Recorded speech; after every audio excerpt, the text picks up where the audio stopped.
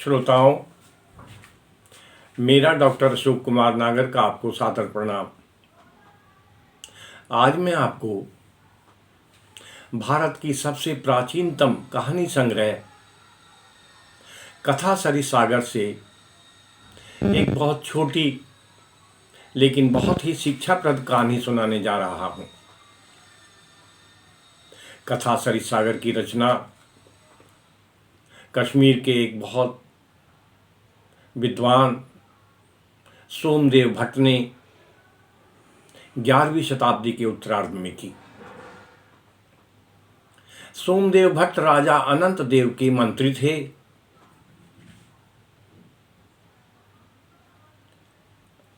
अब ये सोमदेव भट्ट ने इस किताब की रचना क्यों की, कथा सरिसागर की, इसके पीछे भी एक बहुत ही रहस्यात्मक और दुखद कहानी है। कश्मीर में एक राजा हुए हैं अनंत देव, जिनका शासनकाल 1028 से लेकर 1068 तक ईस्वी तक था।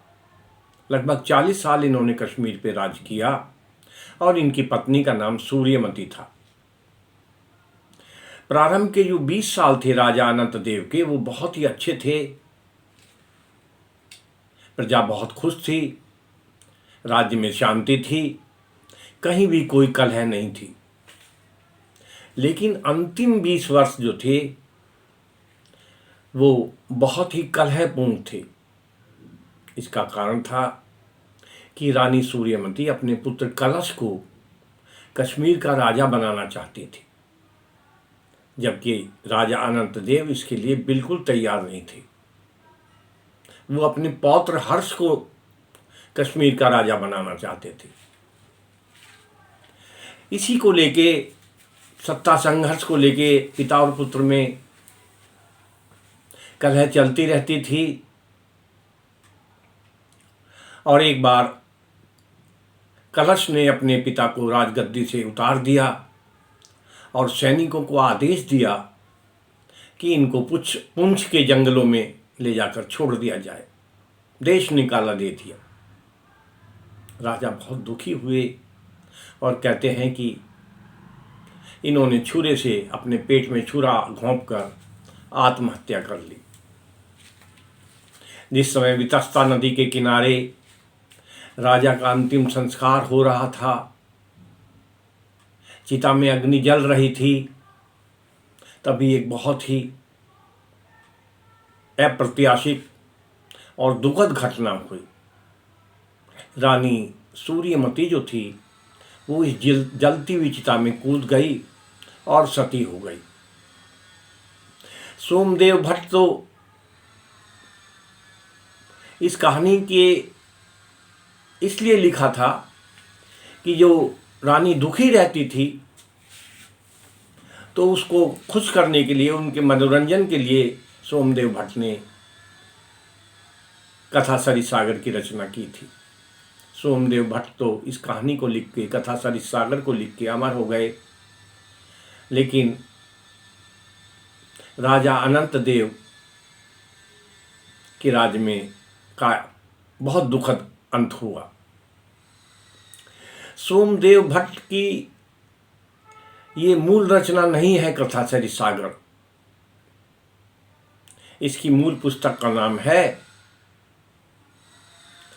गुणाढ्य द्वारा रचित व्रत कथा। व्रत कथा गुणाढ्य नाम के एक विद्वान ने ईसा से 2री शताब्दी पूर्व लिखी और कहते हैं, ऐसा कहा जाता है कि ये मूलतः ये कहानियाँ जो हैं भगवान शिव ने पार्वती जी को सुनाई थी। एक दिन की बात है, भगवान शिव और पार्वती बहुत ही प्रसन्न मुद्रा में कैलाश पर्वत पर एक गुफा में विश्राम कर रहे थे। तो माता पार्वती ने कहा कि प्रभु, आज मुझे आप ऐसी कहानी सुनाइए जो बहुत रोचक हों और आज से पहले आपने किसी को ना सुनाई हो। भगवान ने अपने जो गण हैं द्वारपाल नंदी को बुलाया और कहा कि जब तक माता पार्वती इस गुफा में रहें कोई भी व्यक्ति इसमें प्रवेश ना करे। और भगवान शिव जो है 7 विद्याधरों की रोचक कथाएं माता पार्वती को सुनाने लगे। इसी बीच भगवान शिव का एक मुंह लगा गण था जिसका नाम था पुष्पदंत। वो आया और उसने नंदी से कहा कि वो भगवान शिव से मिलना चाहता है। नंदी ने कहा, नहीं, प्रभु का आदेश है कि कोई भी व्यक्ति गुफा में प्रवेश नहीं करेगा जब तक माता पार्वती और शिव यहाँ पर हैं। ये जो गण था पुष्पदंत, इसके पास भगवान शिव की दी हुई मायावी विद्याएं थी। ये कोई भी रूप धारण कर सकता था और तीनों लोकों में कहीं भी जा सकता था। इसने तुरंत एक भौरे का रूप बनाया, गुफा में प्रवेश किया और ये सारी कथाएं जो हैं भगवान शिव के मुख से इसने सुन ली। और उसके पश्चात इसकी जो पत्नी थी जया, जो माता पार्वती की परिचारिका थी, उनको ये कहानियां सुना दी। एक दिन माता पार्वती जब बगीचे में घूम रही थी अपनी परिचारिका जया के साथ, तो वो ये कथाएं जया को सुनाने लगी। लेकिन जया जो है आगे आगे जो है इन कहानियों को बोलती जा रही थी। माता पार्वती को शक हुआ कि ये कहानी जया ने पहले सुन रखी है। वो भगवान शिव के पास दौड़ी दौड़ी गई और कहा, प्रभु, मैंने कहा था कि आप ऐसी कहानी सुनाइए जो आपने किसी को ना सुनाई हो, लेकिन मेरी परिचारिका तो ये सारी कहानियां जानती है। भगवान शिव को आश्चर्य हुआ। उन्होंने योग विद्या से पता लगाया कि ये काम उनके एक गण पुष्पदंत का है। पुष्पदंत को बुलाया गया। उसने अपना जो अपराध था उसको स्वीकार कर लिया। माता पार्वती ने कहा कि प्रभु, इसको आप सजा दीजिए, शिवलोक से निकाल दीजिए। एक और इसका भाई था माल्यवान, वो आ गया। वो भगवान शिव से प्रार्थना करने लगा कि पुष्पदंत को माफ कर दिया जाए। माता पार्वती ने कहा कि अब दोनों को सजा दीजिए। भगवान शिव ने दोनों को जो है शिवलोक से निकलने की श्राप दिया और कहा कि जाओ मृत्यु लोक में जाके जन्म लो।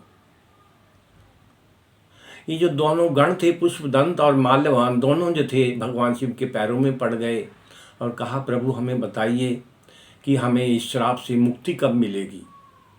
प्रभु ने कहा, भगवान शिव ने कहा कि विंध्याचल के जंगलों में एक राक्षस मिलेगा, पिशाच मिलेगा, काणभूति। ये भी एक शापग्रस्त व्यक्ति है, कुबेर का यक्ष है। आप इसको पुष्पदंत कहानी सुनाएंगे तो सुनाने के पश्चात आप श्राप से मुक्त हो जाएंगे और पुनः शिवलोक में आ जाएंगे। और ये जो काणभूति राक्षस है, ये माल्यवान को कहानी सुनाएगा और माल्यवान फिर इसको प्रचार प्रसार करेंगे, तब इनका श्राप मुक्त होगा। ऐसा ही हुआ।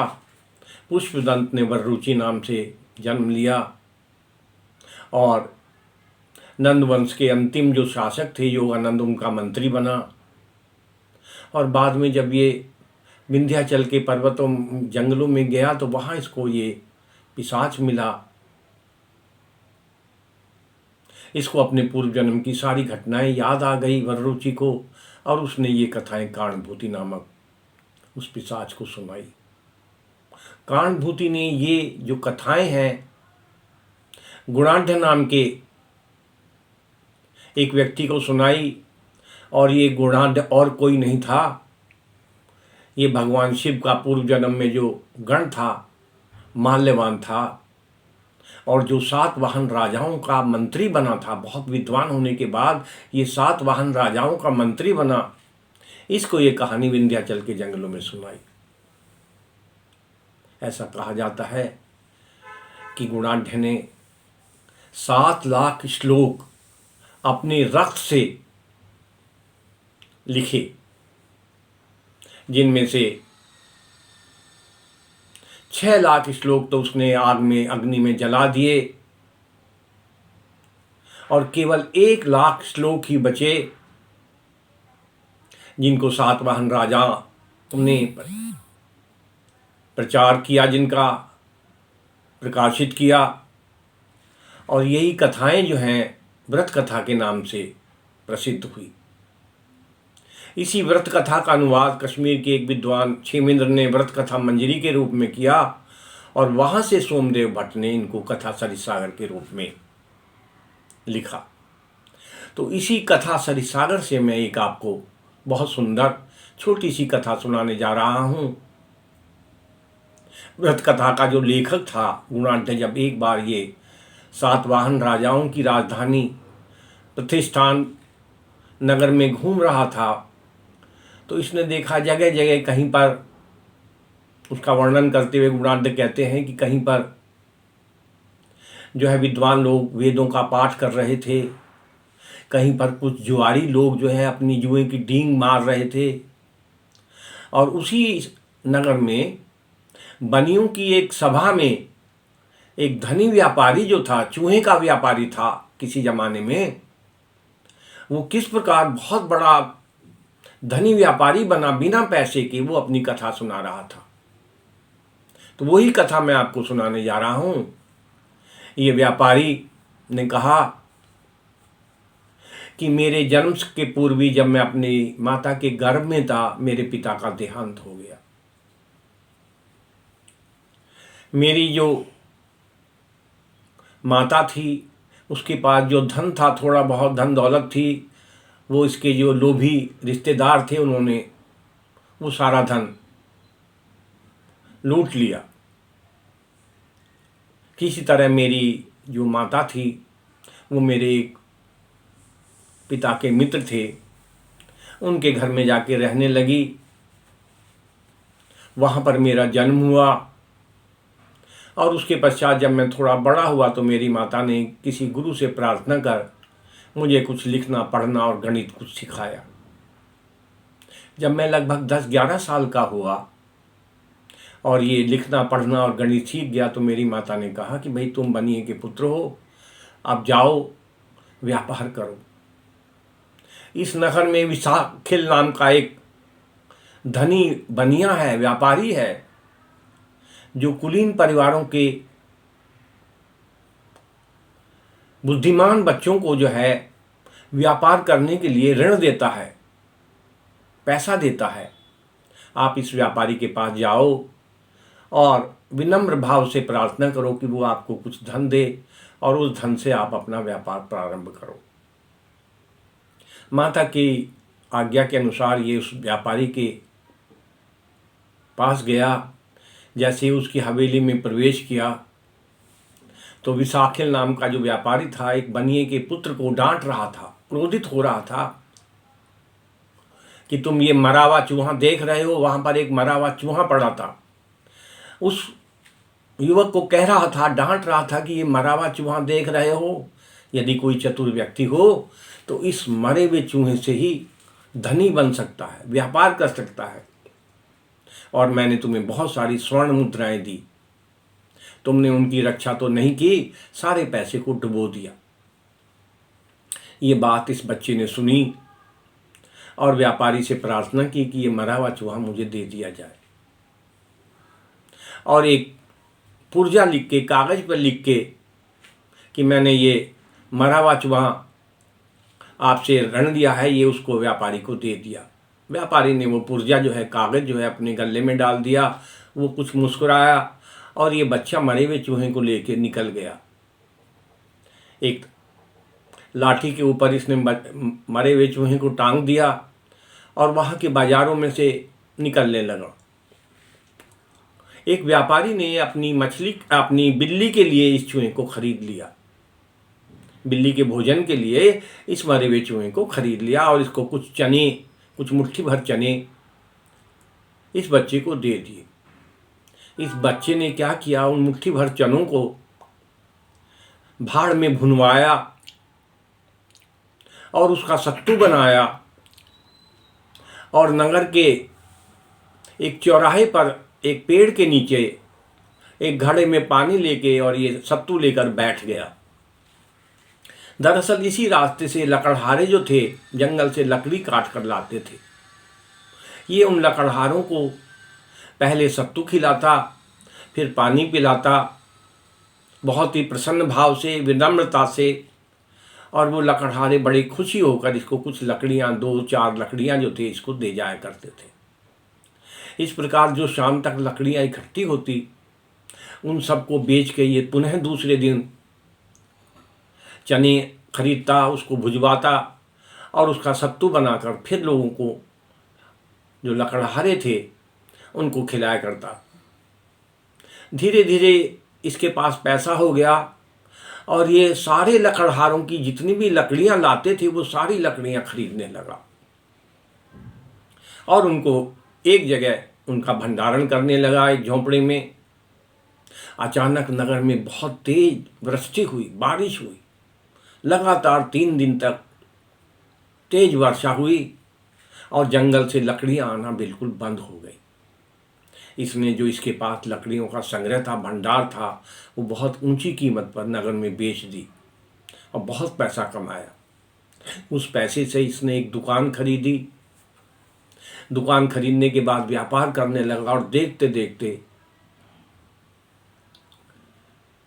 मूसे के व्यापारी के नाम से ये प्रसिद्ध हो गया, मूसा साहब या चूहों का व्यापारी, और वहाँ का सबसे धनी व्यापारी बन गया।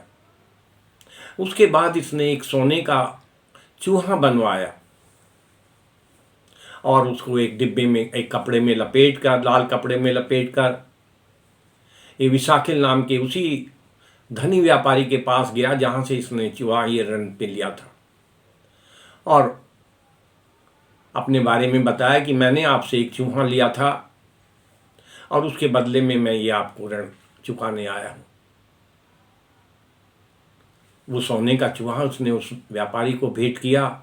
व्यापारी बड़ा प्रसन्न हुआ और वो इतना प्रसन्न हुआ कि उसने अपनी पुत्री का विवाह इस चूहे के व्यापारी से कर दिया। तो इसने कहा कि कोई जरूरी नहीं है कि केवल धन से ही धन कमाया जाए, बुद्धि से भी बहुत धन कमाया जा सकता है। श्रोताओं, कहानी बहुत छोटी है लेकिन इससे हमें बड़ी अच्छी सीख मिलती है। अब मैं अपनी वाणी को यहीं विश्राम देता हूँ और आशा करता हूँ कि ये कहानी आपको पसंद आई होगी। यदि मेरी कहानी पसंद आए तो मेरे चैनल को सब्सक्राइब कीजिए। आप सभी का धन्यवाद।